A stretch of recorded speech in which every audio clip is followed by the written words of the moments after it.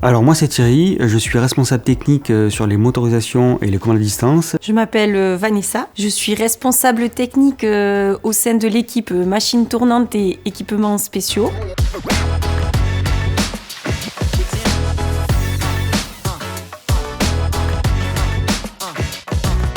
Une RAN, c'est pour vous. Un rassemblement festif, dansant, plus ou moins secret des amateurs de techno, réponse A. Une remise à niveau d'un composant de réacteur nucléaire, réponse B. Réponse B. Sans hésiter. Une remise à niveau, c'est remettre en état un équipement pour prolonger sa durée de vie, en tout cas pour lui permettre de pouvoir fonctionner en toute sécurité pendant un temps plus long. Zéro défaut, zéro délai. Je dirais les deux, parce que nos fournisseurs, on leur demande des composants sans défaut, ou alors il faut les traiter, et de aussi tenir les plannings pour respecter le planning projet. Un ATM3, c'est quoi ? Alors ATM3, c'est arrêt technique majeur, donc là on parle du porte-avions. C'est la période pendant laquelle tous les composants seront remis à niveau. La priorité absolue dans ton métier. La priorité absolue, c'est que les équipements sur lesquels je travaille restent en condition opérationnelle. Mon métier consiste en l'approvisionnement au sens large, c'est-à-dire de la définition jusqu'à la livraison sur navire, ainsi que la qualification de motorisation, ainsi que de commandes à distance pour ouvrir et fermer les vannes des chaufferies nucléaires. La famille de composants sur laquelle je travaille, ce sont les pompes volumétriques. Elles sont utilisées dans tous nos porteurs, que ce soit les sous-marins ou les porte-avions, et également le RES. Ces composants, on va suivre toute leur durée de vie, donc de la phase conception jusqu'à la phase exploitation, en passant également par la phase fabrication, réalisation du composant, essai. Mes missions quotidiennes sont très variées.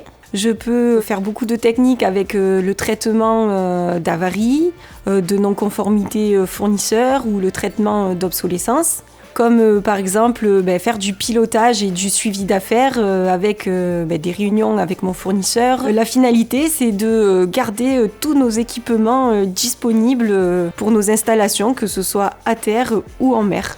Mes missions au quotidien sont d'être en relation avec mes fournisseurs, de rédiger des cahiers des charges pour l'approvisionnement des équipements électromécaniques dont je m'occupe, de faire le suivi de fabrication pour que le matériel soit fabriqué dans les règles de l'art. Et on s'occupe aussi de rédiger le dossier de qualification. Et donc pour la qualification des matériels, on peut être amené à aller sur le terrain pour voir des essais en pression, température et s'assurer que le composant fonctionne bien dans les dites conditions. Je suis diplômée d'une école d'ingénieur en matériaux. J'ai ensuite fait une thèse au CEA Cadarache sur la fabrication du combustible. Après une année à travailler dans le spatial, je suis arrivée à Technicatom par la voie de la sous-traitance. J'ai rapidement intégré les équipes Technicatom, donc à l'exploitation, pour ensuite changer et venir donc à la direction de l'ingénierie depuis 3 ans. Donc moi j'ai un BTS SIRA, conception industrielle et régulation automatique. J'ai fait 10 ans auparavant chez un fabricant de robinets en tant que responsable technique et j'ai eu la chance d'intégrer Technicatom depuis maintenant 4 ans où j'occupe un poste de responsable technique au sein de la direction d'ingénierie et j'ai actuellement un processus de passage cadre qui est en cours.